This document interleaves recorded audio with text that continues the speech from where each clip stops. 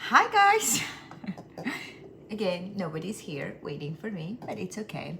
So I wanted to share my chickpea shakshuka, which is a great dish for breakfast or brunch or lunch or even next day leftover. So the mise en place for that is everything is pretty much here. I tried to put everything out. Chickpeas, this is half can of chickpeas. Remember we bought it at Trader Joe's. So I'm gonna use just 1 cup, so half of the can. I think that should be enough. 1 tomato from farmer's market, some kale from farmer's market, and a couple of eggs. I also have this beautiful purple basil. You can use regular basil, and I also have zataar spices that I'm gonna use at the end, sprinkle, and maybe top with the labneh. So that's it. Okay, let's start. I am heating my pan here, adding a little bit of grapeseed oil. So you can use any oil that you have. And I'm gonna toast the chickpeas first. Just cook a little bit, give it a little color, give it a little love, because color, as my Ottolenghi says, is a flavor, okay? So we need the flavor. Then, while that's cooking, and of course you can use like whole can. Maybe I use the whole one. You know what? I'm gonna do that. I'm gonna do that whole because then I will have leftovers and I will eat that tomorrow for lunch. How about that? Because leftovers are always great. Let me just move this camera here. There you go. I'm just rinsing that because I like to rinse that. Of course, it's better to cook your own chickpeas. I love to cook that. It does not really take much effort from you. You just soak it and just put it in the water in the pot, add a little bit of baking soda, and just boil for an hour. It's done. It's cheaper, of course, to buy the package and a lot of chickpeas and then use it for hummus, for salads, for stews, whatever you guys like.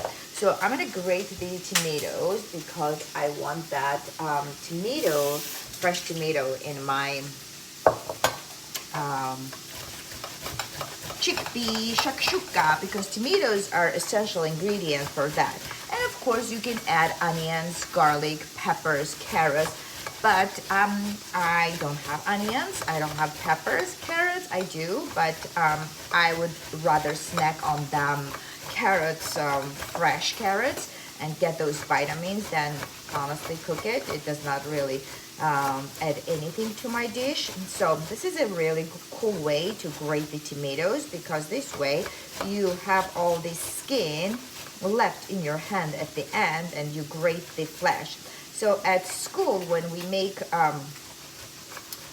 con pan tomato, Spanish toasted bread with garlic topped with tomato, grated tomato. So we grate the tomato and then we kind of drain it because it has a lot of moisture, and use already drained kind of a little dried pulp on top of the bread. But right now I'm just gonna use all this because this is gorgeous and I need that, and it's all the flavor and all the juices and we need that. So that's what's happening in here, kind of getting nicely toasted. So I'm gonna add a little bit of salt, a little bit of pepper, so just kind of season it as we go, so that we, build up the flavors.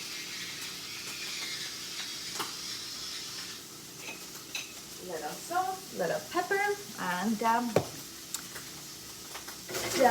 little more color. What else can we prep while that's cooking? We can chop our kale, our beautiful kale that we bought at the farmer's market, and I've been using it for my breakfasts and lunches pretty much every day or every other day, just a little bit. You don't have to use much, like daily dose of kale.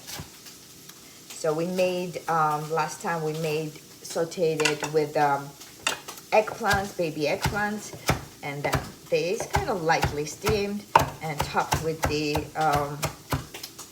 egg, kind of soft cooked egg. All right, that should be good, right? And I'm gonna add this at the end. so that you kind of still keep the nice flavor of the kale and all the vitamins that in there is still nice and fresh. I'm gonna add my tomatoes here. Look at that, got nice color. There you go. A little bit of water too. But we need to kind of cook it a little bit, just maybe 5 minutes. This is not gonna take too long because there is pretty much nothing to cook. There's no onions, there's no garlic, there's no pepper, so it's just kind of cooking and making it like to marry the flavors, the tomatoes, kind of we need to cook down tomatoes a little bit. So that's it pretty much. I'm gonna put the lid on. You know what else you can add? If you feel like this is like too vegetarian for you, you can always add some ham or some hot dogs if you have any hot dogs. That's pretty good too. I might add, maybe I don't know. I have some hot dogs, some really good hot dogs from Costco. So the point of this cooking, look at that, gorgeous. My friend brought it for me because I don't have Costco here. And she buys this huge bag and I have to freeze it because you know you cannot eat that. It's a lot of hot dogs, but they are actually the best hot dogs. So okay, let's get rid of it so we can just maybe mix a little bit. Ham will be also pretty good in that. But just the point is use whatever you have. Okay, and we are trying to utilize all the ingredients that I bought last week at Trader Joe's and Farmer's Market. So that's what we are trying to create using those ingredients. So all these dishes. So if you don't have a hot dog, don't use the hot dog, right? And I'm just gonna drop it in there so that they get cooked nicely, and that looks already gorgeous, gorgeous. 2 more minutes. I'm gonna add kale, I'm gonna add eggs, salt, pepper, zataar, and done. Let's get this zataar. Okay, so we still have actually a lot of ingredients from Trader Joe's. I didn't have to cook a lot because remember I made Lebanese toast and spinach spread toast yesterday. So I had that and I was so full all day that I got hungry at 9 p.m.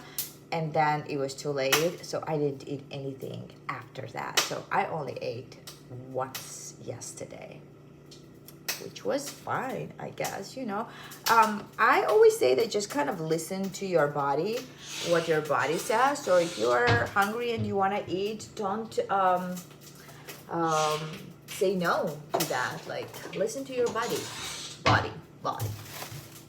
Okay, I still have some kale left for something, so we're gonna make something with that.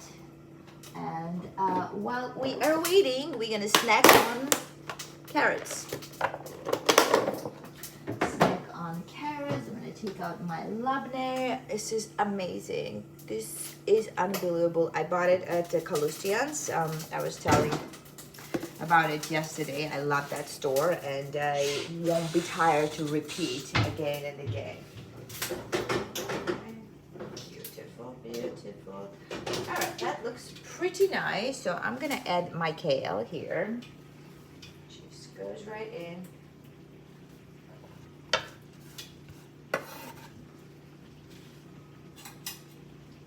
Little salt here.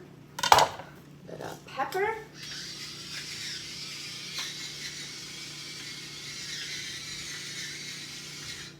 So, what do you think? Is it easy?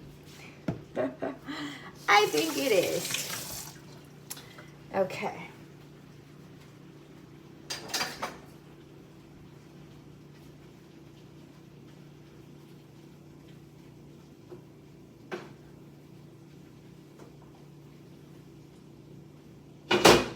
Okay, just gotta bring it closer and show. That's how it looks. And I'm gonna make little nests here, just like that, and drop my eggs.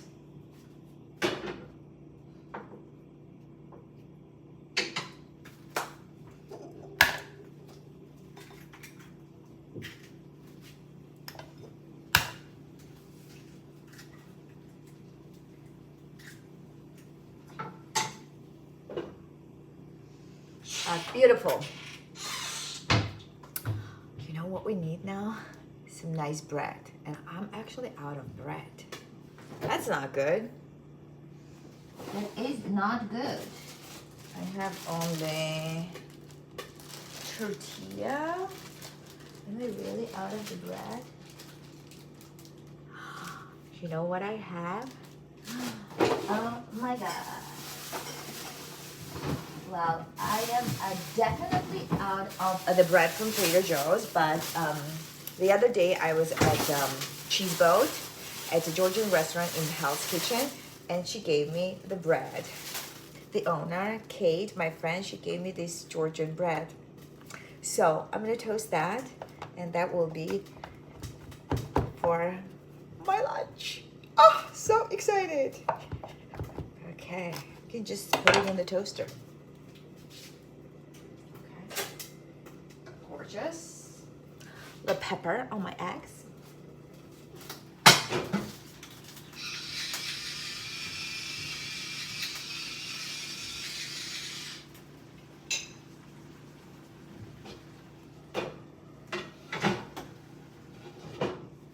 This is beautiful. This is really beautiful. And of course, we need some purple basil, fresh herbs and spices. Let's talk about that. They are essential parts of the cooking because that's where the flavor is. So every cuisine uses pretty much the same basic ingredients, right? Meat, whether it's chicken, pork, beef, fish, and vegetables. But they taste different because every cuisine, every culture, they use different herbs and different spices. So that's what gives the food different flavor. Like Indian, totally different. It's chicken, but different spices. Asian, chicken, but different spices. Italian, same. Got the point, right? So these are very essential for your cooking. So make sure that you have like not too much, but essential dried herbs. Sometimes maybe herb of the week is cilantro or parsley or basil. Just pick one and just work with that. Don't get all of them because you're not going to be able to use all of them during the weekend. Because it's fresh, they go bad. So we don't want to waste that, right? Right? Okay. My zataar, I need to renew that because that's quite old then. It's up. Oh, che bello. Oh, look at that. Oh, it's beautiful. Beautiful, beautiful. You're gonna sprinkle that. Gorgeous. Zataar.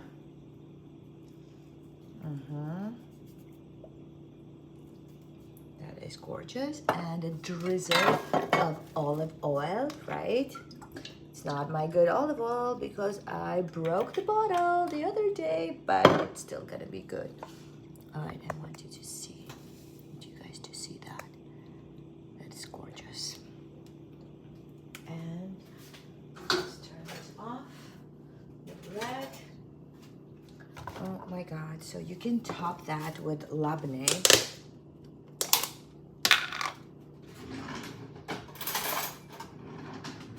Because I feel like this will cool down that heat and will complement also the flavor. I'm gonna add a little chili flakes. How about that? I should have added that in the while it was cooking, but just a little bit because I think it will be a good balance.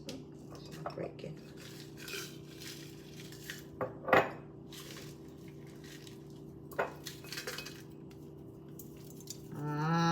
Yum!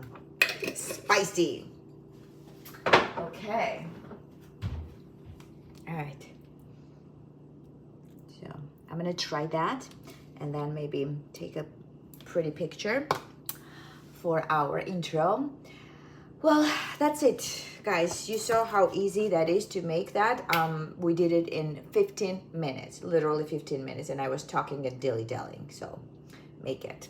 All right, I'll see you tomorrow.